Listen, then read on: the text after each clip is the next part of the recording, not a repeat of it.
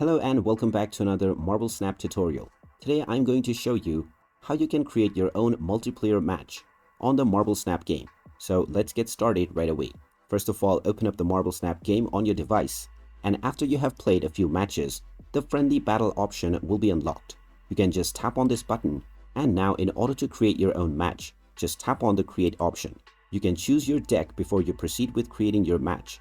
So tap on your currently selected deck and then choose which one you would wish to play with. You can tap on the rules option to quickly take a look at all of the rules, and now tap on the create button in order to create your match.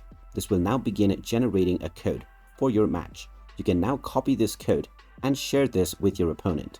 Once somebody enters this code from the join section on the friendly battle option, they will immediately be able to join within this match, and now you can start playing right away. And once your opponent has joined, your match will begin right away. Alternatively, if your friend has created a match, then you can join by using the code that is displayed after the create screen.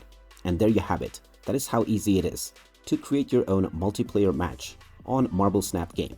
If you find this video helpful, make sure you hit that like button and subscribe to our channel if you haven't done so already.